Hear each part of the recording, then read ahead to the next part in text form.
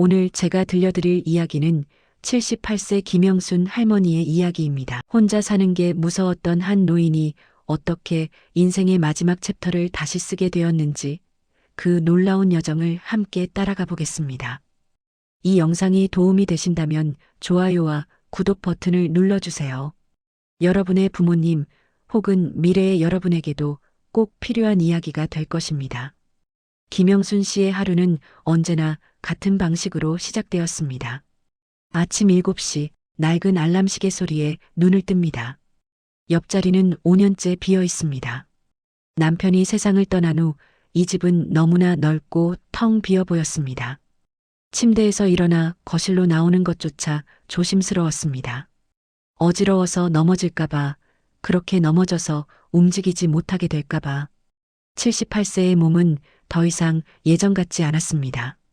아침밥은 언제나 간단했습니다. 찬밥에 김치 한 조각, 국을 끓일 기력도 의욕도 없었습니다. 혼자 먹는 밥은 맛이 없었습니다.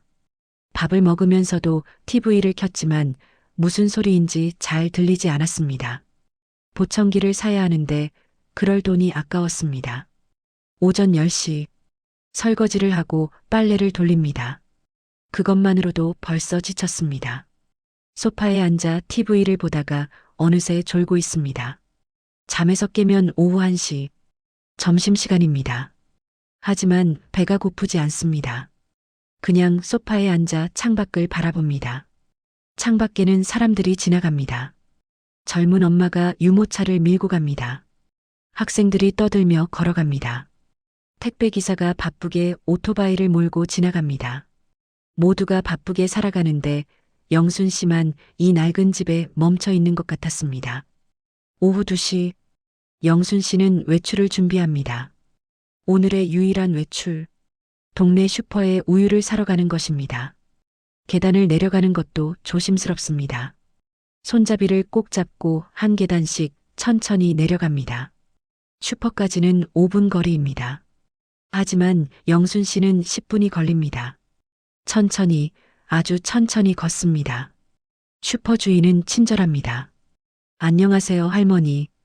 오늘도 우유 사러 오셨어요. 영순 씨는 고개를 끄덕입니다. 그게 오늘 한 유일한 대화입니다. 집으로 돌아와 우유를 냉장고에 넣습니다. 이제 할 일이 없습니다. TV를 켭니다. 드라마가 나옵니다. 젊은 남녀가 사랑을 속삭입니다. 영순 씨는 채널을 돌립니다. 뉴스가 나옵니다. 정치 이야기, 경제 이야기. 영순 씨와는 상관없는 세상 이야기들입니다. 저녁 6시, 저녁밥을 먹을 시간입니다. 하지만 배가 고프지 않습니다. 오늘 하루 움직인 게 거의 없으니까요. 그냥 바나나 하나를 먹습니다. 그게 저녁 식사의 전부입니다. 밤 8시, 가장 무서운 시간이 다가옵니다. 영순 씨는 침대에 누워 천장을 바라봅니다. 이 순간이 가장 외롭습니다. 주변은 조용합니다. 너무 조용합니다. 옆집에서 들려오는 TV 소리만이 유일한 소음입니다. 영순 씨는 생각합니다. 내가 지금 이 순간 쓰러지면 누가 알까? 내일 아침에 눈을 못 뜨면 어떡하지? 며칠이 지나야 누가 알아챌까? 일주일, 아니면 한 달. 그때쯤이면 나는 이미 심장이 두근거립니다. 가슴이 답답합니다. 119에 전화해야 하나. 하지만 전화기에 손이 가지 않습니다. 괜히 폐를 끼치는 건 아닐까? 구급차가 오면 이웃들이 뭐라고 할까? 또 저 할머니가 문제를 일으켰다고 하지 않을까? 영순 씨는 그렇게 밤을 지새웁니다. 한숨도 못 자고 아침을 맞이하는 날이 일주일에 서너 번입니다. 아침이 오면 안도합니다. 오늘도 무사히 살아남았구나. 이런 날들이 몇 년째 반복되었습니다. 영순 씨는 점점 투명 인간이 되어가는 기분이었습니다. 하루에 한마디도 말을 하지 않는 날이 대부분입니다.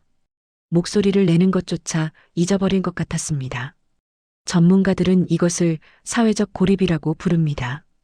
대한민국 65세 이상 노인 중 약 34%가 이런 상황에 놓여 있습니다. 혼자 살고 말할 사람이 없고 만날 사람이 없는 노인들. 통계로는 숫자에 불과하지만 그 숫자 하나하나가 바로 영순 씨 같은 사람들입니다. 자식들은 멀리 있습니다. 큰딸은 캐나다에 살고 작은 아들은 호주에 삽니다. 1년에 한 번 올까 말까 합니다. 명절에도 오지 않습니다. 너무 멀다는 핑계입니다. 영상통화로 얼굴을 보면 된다고 합니다. 하지만 영순 씨는 영상통화가 서툽니다. 화면이 자꾸 꺼집니다. 소리가 끊깁니다. 딸의 얼굴이 픽셀로 깨져 보입니다.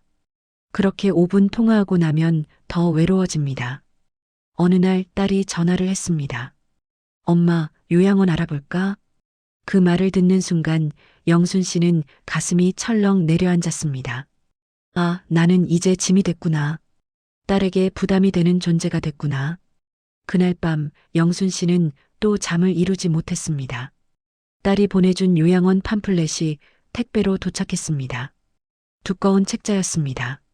표지에는 환하게 웃는 노인들의 사진이 있었습니다. 깨끗한 시설, 넓은 정원, 친절한 간호사들. 영순 씨는 팜플렛을 펼쳐봤습니다. 1인실도 있고 2인실도 있습니다. 식사는 하루 3번 제공됩니다. 간호사가 24시간 상주합니다. 의사가 주 2회 방문합니다. 물리치료실도 있고 프로그램도 다양합니다. 보기에는 좋았습니다. 깨끗하고 안전하고 체계적이었습니다. 하지만 뭔가 마음이 가지 않았습니다. 왜일까? 영순 씨는 그 이유를 알 수 없었습니다. 딸은 매일 전화를 했습니다. 엄마, 생각해봤어. 언제까지 혼자 살 건데. 넘어지면 어떡하려고. 아프면 어떡하려고. 요양원 가면 안전하잖아. 영순 씨는 대답할 말이 없었습니다. 딸의 말이 틀린 것은 아니었습니다. 혼자 사는 것은 위험했습니다. 언제 무슨 일이 생길지 모릅니다. 요양원이 합리적인 선택처럼 보였습니다. 어느 날 영순 씨는 결심했습니다. 직접 요양원을 가보기로 했습니다. 딸의 친구가 운영하는 요양원이었습니다. 서울 외곽에 있었습니다. 영순 씨는 버스를 2번 갈아타고 그곳에 갔습니다. 요양원은 생각보다 컸습니다. 5층짜리 건물이었습니다. 외관은 깨끗했습니다. 입구에는 화분들이 놓여 있었습니다. 원장이 직접 나와서 안내해 주었습니다. 1층은 식당과 물리치료실이었습니다. 식당에는 노인들이 앉아 있었습니다. 모두 같은 방향을 보고 있었습니다. TV를 보고 있었습니다. 아무도 말이 없었습니다. 원장이 설명했습니다. 식사는 아침 7시, 점심 12시, 저녁 6시입니다. 정확한 시간에 제공됩니다. 영양사가 짠 식단입니다. 건강에 좋습니다. 2층으로 올라갔습니다. 복도는 깨끗했습니다. 소독약 냄새가 났습니다. 병원 냄새였습니다. 복도 양쪽에 방들이 있었습니다. 문마다 이름표가 붙어 있었습니다. 한 방을 열어봤습니다. 2인실이었습니다. 침대 2개, 옷장 2개, 작은 TV 하나. 그게 전부였습니다. 창문은 작았습니다. 햇빛이 거의 들어오지 않았습니다. 원장이 말했습니다. 안전을 위해 창문은 작게 만들었습니다. 침대는 낮게 만들었습니다. 넘어질 위험이 없습니다. 화장실에는 비상벨이 있습니다. 영순 씨는 고개를 끄덕였습니다. 하지만 마음 한구석이 답답했습니다. 이 작은 방에서 매일을 보낸다니. 창밖도 제대로 볼 수 없는 이 방에서 3층 프로그램실로 갔습니다. 노인들이 앉아서 무언가를 하고 있었습니다. 색칠 공부였습니다. 선생님이 종이를 나눠주고 노인들은 크레파스로 색칠을 하고 있었습니다. 영순 씨는 그 모습을 보며 생각했습니다. 나는 78세입니다. 초등학생이 아닙니다. 저렇게 색칠 공부를 하며 시간을 보내야 하나. 옆방에서는 노래교실이 열리고 있었습니다. 선생님이 앞에서 노래를 부르고 노인들이 따라 불렀습니다. 아리랑, 도라지, 옛날 노래들. 노인들은 표정이 없었습니다. 그냥 입만 움직이고 있었습니다. 4층으로 올라갔습니다. 복도에서 할머니 한 분을 만났습니다. 휠체어에 앉아 계셨습니다. 영순 씨가 인사를 했습니다. 안녕하세요. 할머니는 대답이 없었습니다. 그냥 허공을 바라보고 계셨습니다. 원장이 말했습니다. 저분은 치매가 좀 있으십니다. 말씀을 잘 못하십니다. 하지만 편안하게 지내십니다. 영순 씨는 그 할머니를 한참 바라봤습니다. 편안하게 지낸다. 그게 무슨 의미일까? 저렇게 허공을 바라보며 앉아 있는 게 편안한 것일까? 5층은 중증 환자들의 공간이었습니다. 영순 씨는 올라가지 않았습니다. 더 이상 볼 필요가 없었습니다. 원장이 마지막으로 설명했습니다. 이곳은 24시간 안전합니다. 간호사가 항상 있습니다. 응급 상황에 즉시 대처할 수 있습니다. 어르신들은 편안하게 지내십니다. 영순 씨는 고개를 끄덕였습니다. 감사합니다. 생각해 보겠습니다. 그렇게 말하고 요양원을 나왔습니다. 버스 정류장에서 버스를 기다리며 영순 씨는 생각했습니다. 저곳이 내 미래일까? 저렇게 정해진 시간에 밥을 먹고 정해진 프로그램에 참여하고 작은 방에서 TV를 보다가 죽는 것일까? 안전하긴 합니다. 체계적이긴 합니다. 하지만 그게 삶일까? 영순 씨는 답을 찾을 수 없었습니다. 집으로 돌아온 영순 씨는 딸에게 전화했습니다. 요양원 다녀왔어. 딸이 물었습니다. 어땠어, 엄마? 좋았어. 영순 씨는 잠시 망설였습니다. 그리고 말했습니다. 나는 요양원 안 갈 거야. 여기서 살다가 여기서 죽을 거야. 전화기 너머로 딸의 한숨 소리가 들렸습니다. 엄마, 왜 그러세요? 혼자 사는 게 위험하잖아요. 넘어지면 어떡하려고요? 딸의 목소리가 떨렸습니다. 엄마 혼자 두면 나는 불안해서 어떡해요. 매일 밤 엄마 생각에 잠을 못 자요. 제발 요양원 가세요. 딸이 울었습니다. 영순 씨도 울었습니다. 미안해, 딸아. 하지만 엄마는 아직 죽고 싶지 않아. 요양원에 가면 엄마는 죽는 거야. 몸은 살아있어도 마음은 죽는 거야. 전화는 그렇게 끊어졌습니다. 영순 씨는 그날 밤 또 잠을 이루지 못했습니다. 노인복지 전문가들은 말합니다. 많은 노인들이 요양원을 거부하는 이유는 단순합니다. 나는 아직 내 삶을 살고 싶다는 것입니다. 누군가의 관리 대상이 아니라 한 명의 인간으로 존중받고 싶은 것입니다. 요양원의 현실은 이렇습니다. 정해진 시간에 일어나고 정해진 시간에 밥을 먹고 정해진 시간에 잡니다. 자유는 없습니다. 개인의 선택권은 최소화됩니다. 안전이라는 이름으로 모든 것이 통제됩니다. 물론 요양원이 필요한 사람들도 있습니다. 중증 질환이 있거나 스스로 생활이 불가능한 사람들. 하지만 영순 씨는 아직 건강했습니다. 느리지만 걸을 수 있었고 스스로 식사할 수 있었고 의사소통할 수 있었습니다. 그런 영순 씨에게 요양원은 감옥처럼 느껴졌습니다. 안전한 감옥, 깨끗한 감옥. 하지만 여전히 감옥이었습니다. 영순 씨는 딜레마에 빠졌습니다. 요양원은 가기 싫고 혼자 사는 것도 두렵고 딸은 걱정하고 자신은 불안하고 어떻게 해야 할지 알 수 없었습니다. 그렇게 몇 달이 흘렀습니다. 2024년 가을이 왔습니다. 낙엽이 떨어지고 바람이 차가워졌습니다. 영순 씨는 여전히 그 낡은 집에서 혼자 살고 있었습니다. 여전히 하루에 한마디도 하지 않는 날이 대부분이었습니다. 그리고 그때 운명적인 만남이 찾아왔습니다. 2024년 10월의 어느 화요일 오후였습니다. 영순 씨는 평소처럼 동네 슈퍼에 우유를 사러 나갔습니다. 우유를 사고 슈퍼를 나오는데 슈퍼 앞 벤치에 누군가 앉아 있었습니다. 박순자 씨였습니다. 영순 씨보다 3살 많은 이웃 할머니였습니다. 가끔 슈퍼에서 마주치면 인사를 나누는 사이였습니다. 그날따라 순자 씨의 얼굴이 유난히 밝아 보였습니다. 영순 씨가 다가갔습니다. 순자 씨, 안녕하세요. 요새 좋은 일 있으세요? 얼굴이 환해 보이시네요. 순자 씨가 환하게 웃었습니다. 아이고, 영순 씨. 나 이사 간다. 다음 달에. 이사요. 어디로요? 영순 씨가 물었습니다. 공공임대주택이라고 있어. 노인 전용으로 새로 지은 거. 거기로 가. 영순 씨는 고개를 갸웃했습니다. 임대주택이요. 그거 비싸지 않아요. 순자 씨가 고개를 저었습니다. 그게 아니야. 보증금이 1,000만 원이야. 그리고 월세가 10만 원대야.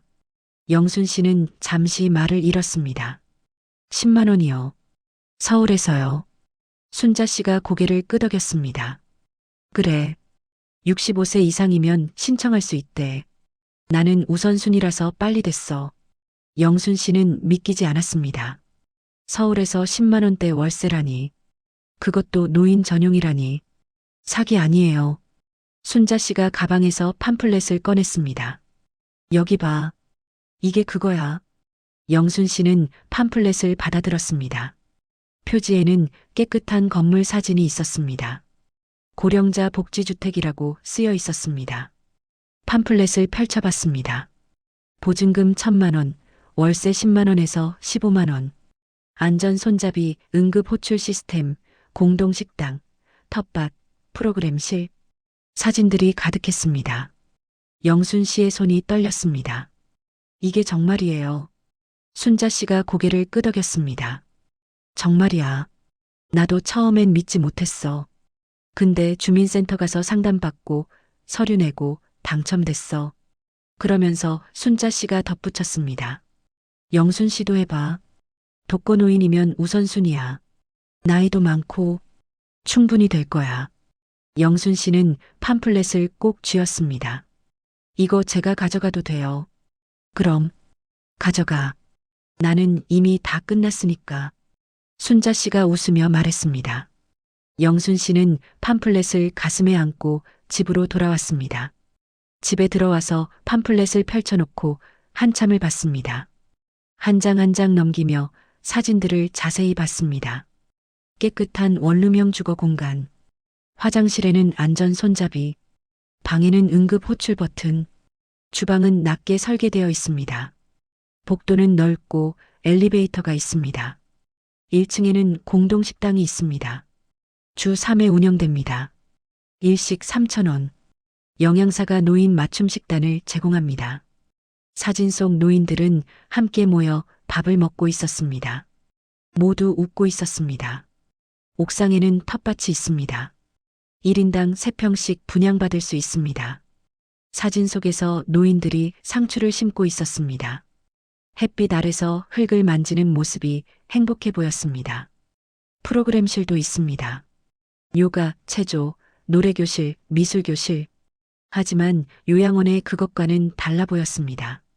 사진 속 노인들의 표정이 살아 있었습니다. 영순 씨는 그날 밤 잠을 못 잤습니다. 하지만 지금까지의 불면과는 달랐습니다. 불안해서가 아니라 설레서였습니다. 이게 정말일까? 나도 될까? 10만 원에 이런 곳에서 살 수 있다니. 다음 날 아침 영순 씨는 평소보다 일찍 일어났습니다. 아침 7시에 일어나 세수를 하고 옷을 갈아입었습니다. 그리고 주민센터로 향했습니다. 주민센터는 아직 문을 열지 않았습니다. 9시에 문을 엽니다. 영순 씨는 앞에서 기다렸습니다. 30분을 서서 기다렸습니다. 다리가 아팠지만 참았습니다. 9시 정각 문이 열렸습니다. 영순 씨는 안으로 들어갔습니다. 복지 담당 부서를 찾았습니다. 젊은 여자 공무원이 자리에 앉아 있었습니다. 영순 씨가 팜플렛을 꺼내 보여줬습니다. 저기 이거요. 이 공공임대주택 제가 신청할 수 있을까요? 공무원이 팜플렛을 보더니 미소를 지었습니다. 아, 고령자 복지주택이요. 네, 신청 가능하세요. 할머니 몇 살이세요? 78세입니다. 영순 씨가 대답했습니다. 혼자 사세요? 공무원이 물었습니다. 네, 혼자 삽니다. 남편은 돌아가셨고 자식들은 외국에 있어요. 공무원이 고개를 끄덕였습니다. 그러면 우선순위 대상이세요. 독거노인이고 고령이시니까요. 그 말을 듣는 순간 영순 씨의 눈에 눈물이 고였습니다. 우선순위. 나도 자격이 있구나. 내가 짐이 아니라 보호받을 자격이 있는 사람이구나. 공무원이 친절하게 설명해 줬습니다. 필요한 서류는 주민등록등본, 소득증빙서류, 건강보험 납부 확인서입니다. 준비하셔서 제출하시면 됩니다. 소득이 일정 기준 이하여야 합니다. 할머니는 연금 받으세요? 공무원이 물었습니다. 기초연금 받습니다. 한 달에 30만 원 정도요. 영순 씨가 대답했습니다. 그러면 기준에 해당하세요. 서류만 준비하시면 됩니다. 공무원이 말했습니다. 영순 씨는 그 자리에서 필요한 서류 목록을 받았습니다. 그리고 주민센터를 나왔습니다. 밖으로 나오니 햇빛이 눈부셨습니다. 하늘이 유난히 파랗게 보였습니다. 영순 씨는 그날 하루 종일 서류를 준비했습니다. 주민등록등본은 무인 발급기에서 뽑았습니다. 건강보험공단에 가서 납부 확인서를 받았습니다. 소득증빙서류는 은행에서 발급받았습니다. 모든 서류를 준비하는데 이틀이 걸렸습니다. 영순 씨는 서류를 들고 다시 주민센터를 찾았습니다. 그리고 신청서를 제출했습니다. 공무원이 말했습니다. 심사 기간은 약 3개월입니다. 결과는 우편으로 통보됩니다. 3개월. 영순 씨는 고개를 끄덕였습니다. 기다릴 수 있습니다. 희망이 있으니까요. 그날부터 영순 씨의 하루가 달라졌습니다. 매일 아침 일어나면 우편함을 확인했습니다. 아직 편지가 오지 않았지만 확인하는 것 자체가 하나의 일과가 되었습니다. 저녁에는 팜플렛을 꺼내서 봤습니다. 텃밭에서 무엇을 심을까 상상했습니다. 상추, 고추, 토마토. 옥상에서 흙을 만지며 시간을 보내는 모습을 그려봤습니다. 공동식당에서 이웃들과 함께 밥을 먹는 모습도 상상했습니다. 안녕하세요. 오늘 밥 맛있네요. 이런 이야기를 나누는 모습.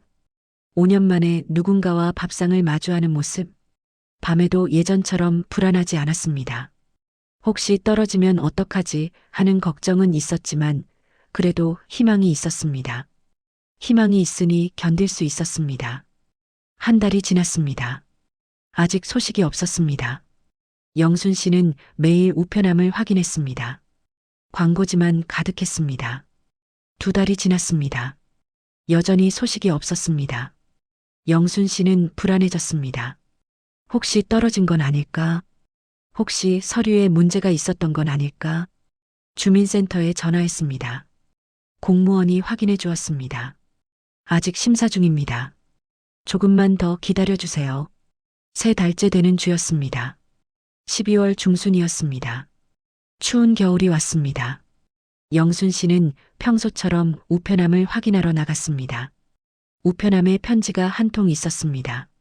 주민센터에서 온 편지였습니다. 영순 씨의 손이 떨렸습니다. 편지를 꺼내 들고 집으로 올라왔습니다. 소파에 앉아 편지를 열었습니다. 천천히 조심스럽게 봉투를 뜯었습니다. 안에서 한 장의 종이가 나왔습니다. 입주 대상자로 선정되셨습니다. 그 문장을 보는 순간 영순 씨의 눈에서 눈물이 흘러내렸습니다. 손이 떨려서 종이를 제대로 잡을 수가 없었습니다. 가슴이 두근거렸습니다. 정말 오랜만에 느끼는 설렘이었습니다. 영순 씨는 그 종이를 가슴에 안았습니다. 그리고 소리내어 울었습니다.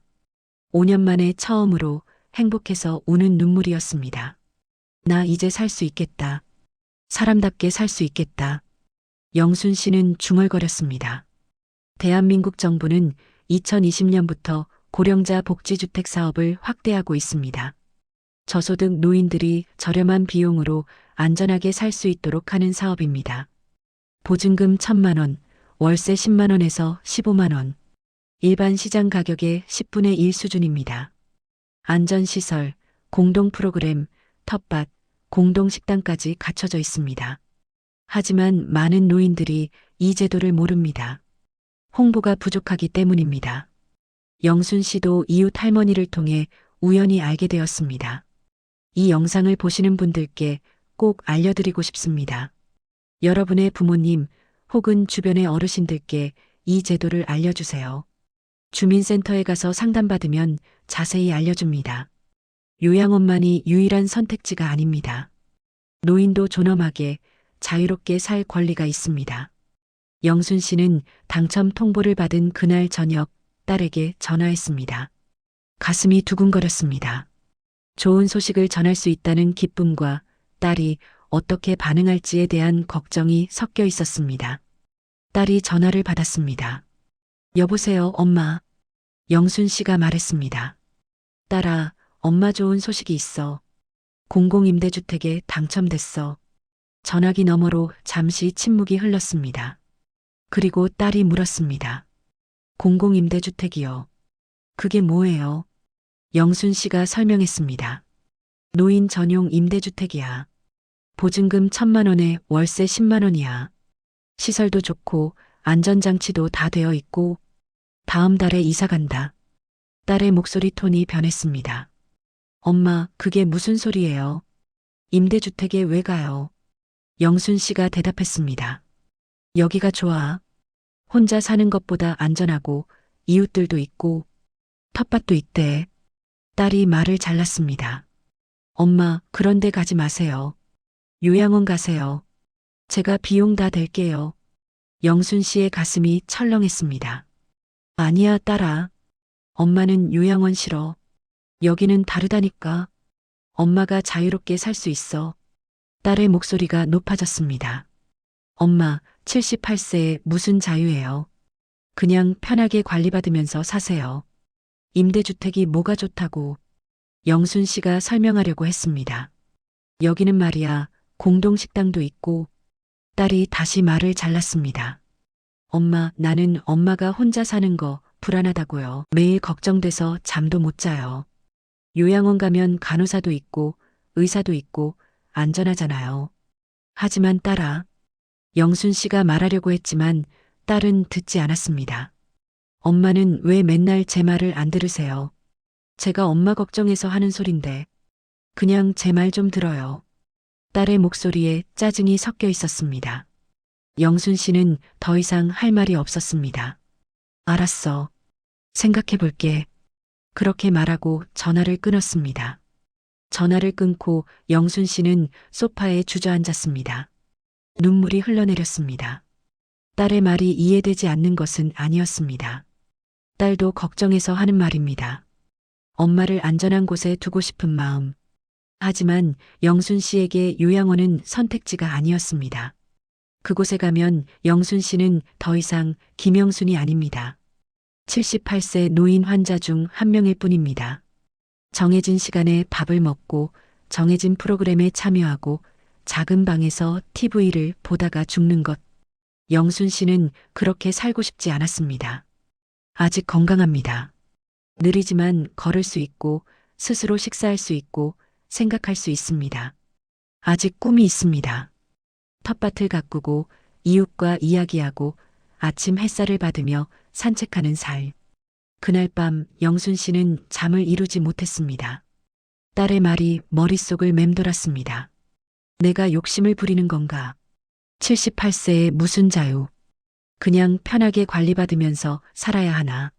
하지만 문득 이런 생각이 들었습니다. 78년을 살았습니다. 젊을 때는 가난해서 하고 싶은 걸 못했습니다. 결혼하고는 남편 뒷바라지, 자식 키우느라 정신없었습니다. 남편이 죽고 나서는 외롭고 무서워서 제대로 살지 못했습니다. 그렇게 78년을 살았는데 마지막 몇 년마저 내 뜻대로 살지 못하고 간다면 그게 인생인가? 영순 씨는 결심했습니다. 아침 7시 딸에게 다시 전화했습니다. 딸이 전화를 받았습니다. 엄마, 왜요? 영순 씨가 말했습니다. 딸아, 미안하지만 이건 엄마 인생이야. 엄마는 엄마가 선택한 곳에서 살다 갈 거야. 엄마. 딸의 목소리가 떨렸습니다. 영순 씨가 계속 말했습니다. 엄마도 무섭고 불안해. 혼자 사는 게 두렵고. 하지만 요양원은 더 무서워. 거기 가면 엄마는 죽는 거야. 엄마, 무슨 소리를. 딸이 말하려고 했지만 영순 씨는 계속했습니다. 딸아, 엄마는 아직 살고 싶어. 사람답게 살고 싶어. 아침에 햇살 받으며 일어나고 흙을 만지고 누군가와 밥을 먹고 그렇게 살다 가고 싶어? 딸이 울기 시작했습니다. 엄마, 나는 엄마가 걱정돼서 매일 불안해서. 영순 씨도 눈물이 났습니다. 알아, 딸아. 엄마도 미안해. 하지만 이건 엄마가 선택해야 해. 마지막 몇 년은 엄마 뜻대로 살고 싶어. 전화기 너머로 딸의 흐느끼는 소리가 들렸습니다. 한참 동안 둘 다 말이 없었습니다. 그저 서로의 울음소리만 들렸습니다. 그리고 딸이 말했습니다. 알겠어요, 엄마. 엄마 마음대로 하세요. 하지만 제발 아프지 마세요. 제발 무리하지 마세요. 영순 씨가 대답했습니다. 그래, 딸아. 고마워. 엄마 열심히 살게. 전화를 끊고 영순 씨는 한참을 울었습니다. 딸에게 미안했습니다. 걱정시켜서, 말을 듣지 않아서. 하지만 후회는 하지 않았습니다. 이것은 선택의 문제였습니다. 안정과 자유 사이의 선택, 딸의 안심과 자신의 존엄 사이의 선택. 영순 씨는 자유와 존엄을 선택했습니다. 노년의 삶에서 가장 중요한 것은 무엇일까요? 안전일까요? 편안함일까요? 물론 중요합니다. 하지만 그것보다 더 중요한 것이 있습니다. 존엄입니다. 선택권입니다. 내 삶의 주인으로 살 권리입니다. 요양원은 안전합니다. 편안합니다. 하지만 선택권이 없습니다. 내가 원하는 시간에 일어나지 못하고, 내가 먹고 싶은 것을 먹지 못하고, 내가 하고 싶은 것을 하지 못합니다. 반면 공공임대주택은 다릅니다. 독립적인 공간에서 자유롭게 살면서도 필요할 때 도움을 받을 수 있습니다. 이웃이 있고 공동체가 있습니다. 혼자이지만 고립되지 않습니다. 영순 씨는 그것을 선택했습니다. 쉽지 않은 선택이었습니다. 딸의 반대를 무릅쓰고 불안을 감수하고 내린 선택이었습니다. 하지만 그 선택이 영순 씨의 인생을 바꿔놓았습니다. 2025년 1월 15일, 이사 날이었습니다. 영순 씨는 아침 일찍 일어났습니다. 짐은 많지 않았습니다. 옷가지 몇 벌, 이불, 그릇 몇 개. 78년을 살았지만 소유한 것은 별로 없었습니다. 작은 이사 트럭이 왔습니다. 짐을 실었습니다. 30분이면 끝났습니다. 영순 씨는 마지막으로 5년을 살았던 그 집을 돌아봤습니다. 외로웠던 집, 무서웠던 집, 하지만 남편과 함께 살았던 집, 고마웠어요, 집. 영순 씨는 중얼거리며 문을 닫았습니다. 새 집은 시내에서 30분 거리였습니다. 조용한 주택가에 위치한 5층짜리 건물이었습니다. 외관은 깨끗했습니다. 입구에는 화분들이 놓여 있었습니다. 관리사무소 직원이 나와서 맞이했습니다. 어서 오세요, 할머니. 환영합니다. 젊은 여자 직원이었습니다. 밝은 미소를 지었습니다.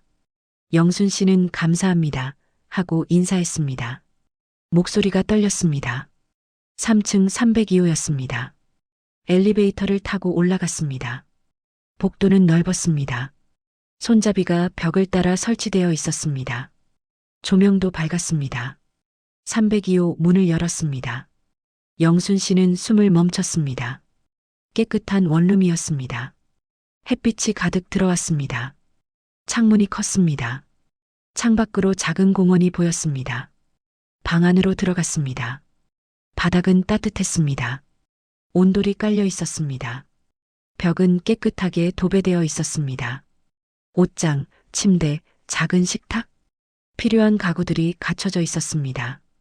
주방으로 갔습니다. 싱크대가 낮았습니다. 영순 씨의 키에 맞춰 설계되어 있었습니다.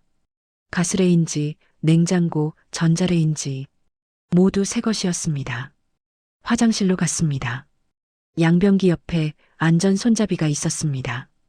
세면대도 낮았습니다. 욕조 안에도 손잡이가 있었습니다. 벽에는 빨간 버튼이 있었습니다. 응급 호출 버튼이었습니다. 영순 씨는 침대에 앉았습니다. 부드러웠습니다. 창밖을 바라봤습니다. 하늘이 파랗게 보였습니다. 눈물이 흘러내렸습니다. 이게 내 집이구나. 영순 씨는 중얼거렸습니다. 내가 사람답게 살 수 있는 집, 짐을 풀었습니다. 옷을 옷장에 넣고 이불을 침대에 펼치고 그릇을 주방에 정리했습니다. 시간이 걸렸지만 천천히 했습니다. 서두를 필요가 없었습니다. 오후 3시쯤 문 두드리는 소리가 났습니다. 영순 씨가 문을 열었습니다. 옆집 할머니가 서 있었습니다. 어서 오세요. 새로 오신 거죠? 저는 옆집 304호에 사는 이정숙이에요. 할머니가 환하게 웃으며 말했습니다. 아, 네. 저는 김영순이에요. 영순 씨가 인사했습니다. 정숙 씨가 손에 든 봉지를 내밀었습니다. 환영 선물이에요. 직접 키운 상추예요. 옥상 텃밭에서. 영순 씨는 봉지를 받으며 감동했습니다. 고맙습니다. 정말 고맙습니다. 오늘 저녁 공동식당에서 밥 먹어요. 같이 가요. 정숙 씨가 말했습니다. 공동식당이요. 영순 씨가 물었습니다. 네, 1층에 있어요. 오늘은 저녁 6시예요. 제가 데리러 올게요. 정숙 씨가 웃으며 말하고 돌아갔습니다. 영순 씨는 문을 닫고 상추 봉지를 들여다봤습니다. 싱싱한 상추였습니다. 흙이 묻어 있었습니다. 누군가 직접 키워서 준 것입니다. 영순 씨는 상추 냄새를 맡았습니다. 흙 냄새가 났습니다. 살아있는 냄새였습니다. 저녁 6시 정숙 씨가 다시 문을 두드렸습니다. 영순 씨는 외출 준비를 하고 나갔습니다. 엘리베이터를 타고 1층으로 내려갔습니다. 공동식당은 건물 1층에 있었습니다. 문을 열고 들어가니 넓은 공간이 나타났습니다. 테이블들이 놓여 있었습니다. 이미 여러 노인들이 앉아 있었습니다. 여기 앉아요. 정숙 씨가 한 테이블로 안내했습니다. 4인 테이블이었습니다. 이미 두 할머니가 앉아 있었습니다. 새로 오신 분이에요. 302호 김영순 씨. 정숙 씨가 소개했습니다. 어서 오세요. 저는 박미자예요. 한 할머니가 인사했습니다. 저는 최순이에요. 다른 할머니가 웃으며 인사했습니다. 영순 씨는 인사했습니다. 반갑습니다. 식사가 나왔습니다. 젊은 여자 직원이 식판을 가져왔습니다. 밥, 국, 반찬 3가지. 간단하지만 정갈했습니다. 영순 씨는 숟가락을 들었습니다. 그리고 멈췄습니다. 5년 만에 누군가와 밥상을 마주하는 순간이었습니다. 눈물이 났습니다. 왜 그래요? 미자 씨가 물었습니다. 영순 씨가 고개를 저었습니다. 아니에요. 그냥 너무 좋아서요. 나도 처음에 그랬어요. 혼자 먹다가 여럿이 먹으니까 밥맛이 다르죠. 순희 씨가 웃으며 말했습니다. 밥을 먹으면서 이야기를 나눴습니다. 어디서 왔어요? 자식은 몇이에요? 언제 들어왔어요? 소소한 이야기들이었습니다. 하지만 영순 씨에게는 소중한 대화였습니다. 미자 씨는 2년 전에 입주했다고 했습니다. 남편이 돌아가시고 혼자 살다가 이곳을 알게 되었다고 했습니다. 지금은 너무 행복하다고 했습니다. 순희 씨는 1년 전에 입주했다고 했습니다. 딸네 집에서 살다가 눈치가 보여서 나왔다고 했습니다. 여기서는 눈치 볼 일이 없다고 웃었습니다. 정숙 씨는 3년 전에 입주했다고 했습니다. 처음에는 외로웠는데 지금은 이웃들이 가족 같다고 했습니다. 저도 그럴 수 있을까요? 영순 씨가 물었습니다. 당연하죠. 우리가 있잖아요. 미자 씨가 영순 씨의 손을 잡으며 말했습니다. 그 손의 온기가 영순 씨의 가슴으로 전해졌습니다. 따뜻했습니다. 오래간만에 느끼는 사람의 온기였습니다. 식사를 마치고 방으로 돌아왔습니다. 영순 씨는 침대에 누웠습니다. 천장을 바라봤습니다. 예전처럼 무섭지 않았습니다. 외롭지 않았습니다. 오늘 하루 동안 영순 씨는 10명이 넘는 사람들과 이야기를 나눴습니다. 관리사무소 직원, 옆집 할머니, 식당에서 만난 할머니들. 5년 동안 한 말보다 오늘 하루 한 말이 더 많았습니다. 그리고 무엇보다 영순 씨는 환영받았습니다. 누군가 영순 씨를 기다렸습니다. 반가워했습니다. 손을 잡아주었습니다. 영순 씨는 깨달았습니다. 내가 원했던 것은 이것이었구나. 안전한 시설도 좋지만 가장 필요했던 것은 사람이었구나. 함께할 이웃이었구나. 그날 밤 영순 씨는 오랜만에 푹 잤습니다. 불안하지 않았습니다. 무섭지 않았습니다. 옆집에 정숙 씨가 있고 아래층에 미자 씨와 순희 씨가 있습니다. 1층에는 관리사무소가 있습니다. 혼자가 아니었습니다. 다음 날 아침 영순 씨는 6시에 눈을 떴습니다. 평소보다 일찍 일어났습니다. 하지만 피곤하지 않았습니다. 오히려 상쾌했습니다. 창문을 열었습니다. 차가운 아침 공기가 들어왔습니다. 해가 떠오르고 있었습니다. 새로운 하루가 시작되었습니다. 영순 씨는 옷을 입고 밖으로 나갔습니다. 복도를 걷다가 계단을 발견했습니다. 옥상으로 가는 계단이었습니다. 영순 씨는 천천히 계단을 올라갔습니다. 옥상 문을 열었습니다. 넓은 공간이 펼쳐졌습니다. 한쪽에는 텃밭이 있었습니다. 작은 구획들로 나뉘어 있었습니다. 몇몇 구획에는 이미 채소들이 자라고 있었습니다. 영순 씨는 텃밭을 천천히 걸었습니다. 흙 냄새가 났습니다. 살아있는 냄새였습니다. 영순 씨는 무릎을 굽히고 흙을 만져봤습니다. 촉촉했습니다. 문득 어린 시절이 떠올랐습니다. 시골에서 자랐습니다. 할머니와 함께 밭일을 했습니다. 상추를 심고 고추를 따고 토마토를 수확했습니다. 그때가 행복했습니다. 나도 여기서 뭔가를 키워볼 수 있을까? 영순 씨는 생각했습니다. 뒤에서 목소리가 들렸습니다. 할머니, 여기 처음이세요. 영순 씨가 돌아봤습니다. 젊은 남자가 서 있었습니다. 관리사무소 직원이었습니다. 네, 어제 입주했어요. 영순 씨가 대답했습니다. 텃밭에 관심 있으세요? 남자가 물었습니다. 네, 옛날에 시골에서 농사를 지었거든요. 영순 씨가 말했습니다. 그럼 신청하세요. 1인당 3평씩 분양받을 수 있어요. 남자가 말했습니다. 정말요? 영순 씨의 눈이 반짝였습니다. 네, 관리사무소에 오시면 신청서 드릴게요. 지금 빈 구획이 몇 개 있어요. 영순 씨는 그 자리에서 관리사무소로 내려갔습니다. 신청서를 작성했습니다. 이름, 호수, 연락처, 간단한 서류였습니다.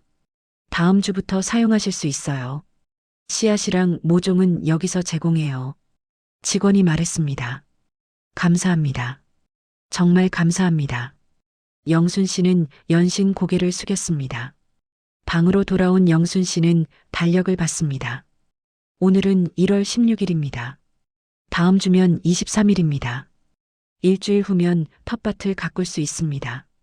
영순 씨는 메모지를 꺼냈습니다. 그리고 적기 시작했습니다. 상추, 고추, 토마토, 깻잎, 심고 싶은 채소들의 이름을. 그날부터 영순 씨의 일과가 생겼습니다. 아침 6시에 일어나 옥상에 올라갑니다. 텃밭을 둘러봅니다. 다른 할머니들이 키우는 채소들을 구경합니다.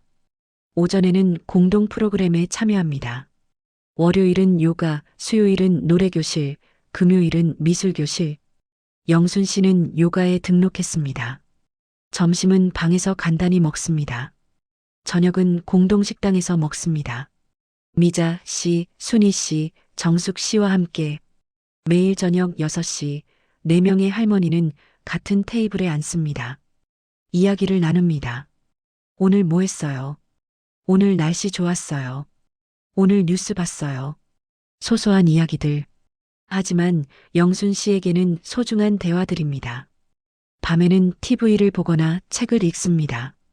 예전처럼 불안하지 않습니다. 무섭지 않습니다. 옆집에 사람이 있습니다.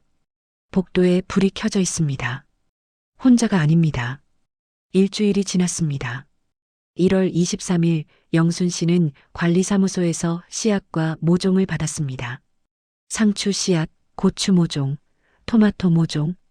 옥상으로 올라갔습니다. 영순 씨의 구획은 옥상 한쪽 구석이었습니다. 햇빛이 잘 드는 자리였습니다. 영순 씨는 호미를 들고 흙을 읽었습니다. 오랜만에 흙을 만졌습니다. 손에 흙이 묻었습니다. 손톱 사이로 흙이 들어갔습니다. 하지만 기분이 좋았습니다. 살아있다는 느낌이 들었습니다. 상추 씨앗을 뿌렸습니다. 조심스럽게 한 알한 고추 모종을 심었습니다. 토마토 모종도 심었습니다. 물을 주었습니다. 영순 씨는 한참 동안 앉아서 텃밭을 바라봤습니다. 작은 구획이었습니다. 3평? 하지만 영순 씨에게는 큰 세상이었습니다.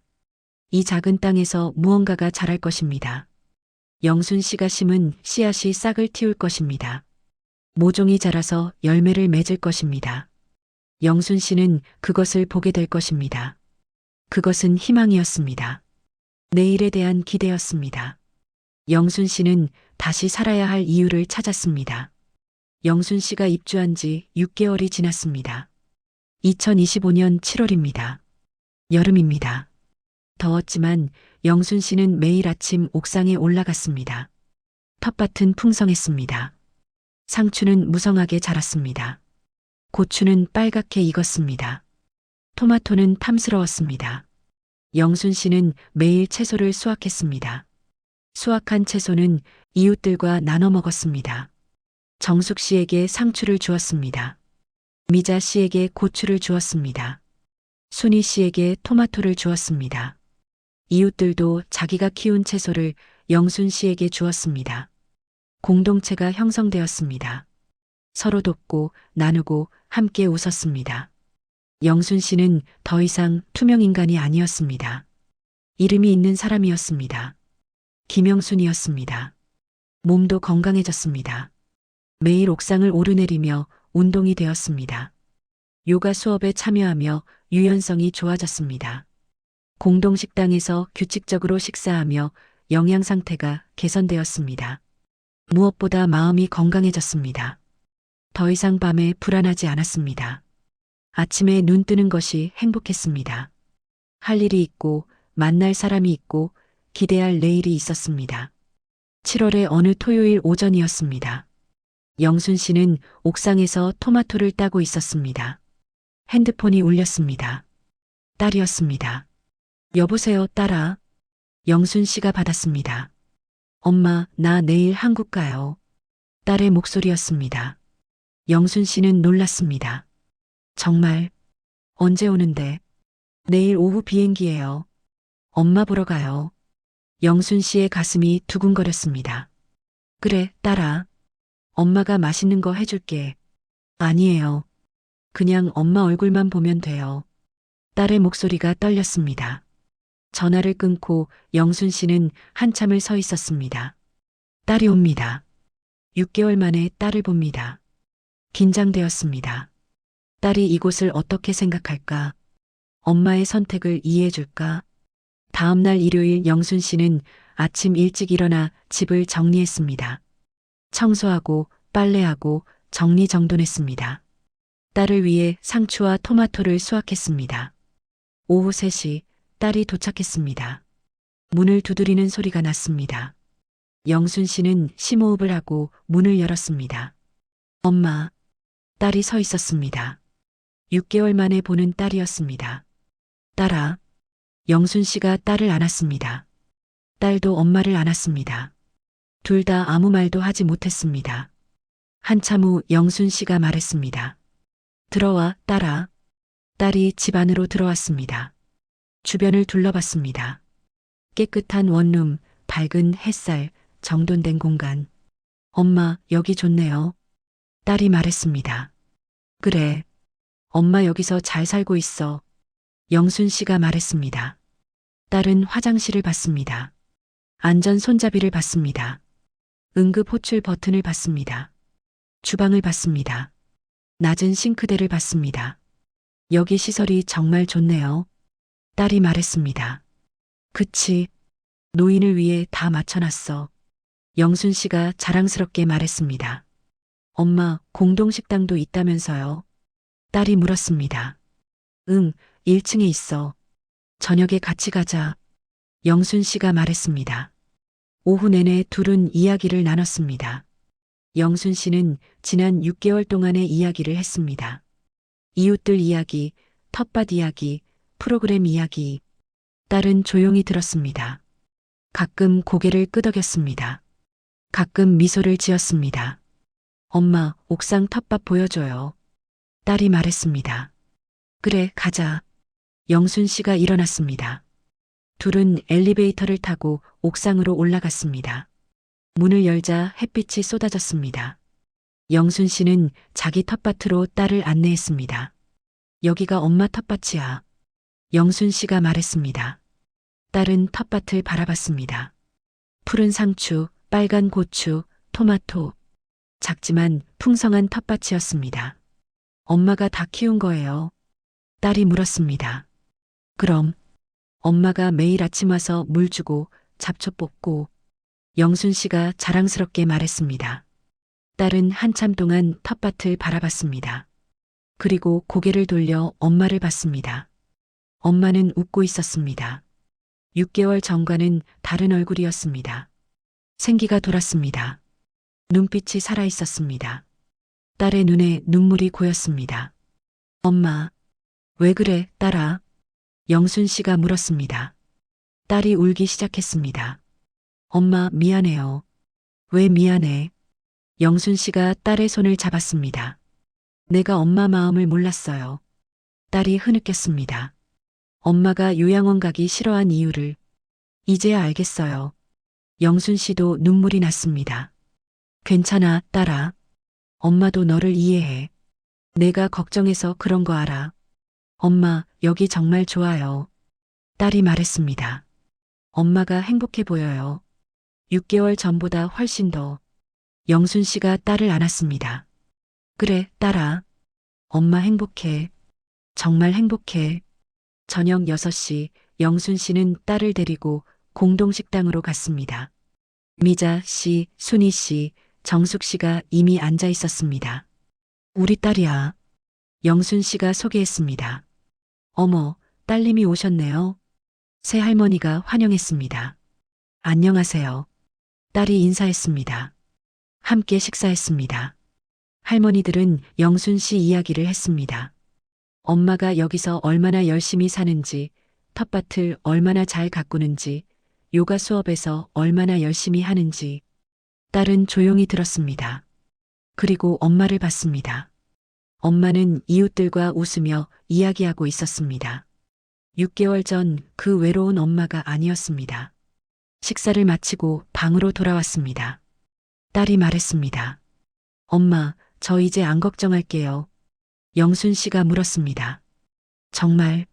네. 딸이 고개를 끄덕였습니다. 엄마가 여기서 행복한 거 봤어요. 이웃도 있고 할 일도 있고. 엄마는 혼자가 아니에요. 영순 씨가 딸의 손을 잡았습니다. 고마워, 딸아. 엄마 이해해줘서. 딸이 울먹였습니다. 엄마, 오래오래 건강하게 사세요. 여기서. 영순 씨도 울었습니다. 그래, 딸아. 엄마 열심히 살게. 그날 밤 딸은 엄마 집에서 잤습니다. 좁은 집이었지만 따뜻했습니다. 오랜만에 모녀가 함께 보내는 밤이었습니다. 다음 날 아침 딸은 공항으로 떠났습니다. 헤어지기 전 딸이 말했습니다. 엄마, 자주 전화할게요. 그래, 딸아. 엄마도 전화할게. 영순 씨가 말했습니다. 딸이 떠난 후 영순 씨는 옥상으로 올라갔습니다. 텃밭에 앉아 하늘을 바라봤습니다. 파란 하늘이었습니다. 구름이 천천히 흘러갔습니다. 영순 씨는 깨달았습니다. 내가 선택한 길이 맞았구나.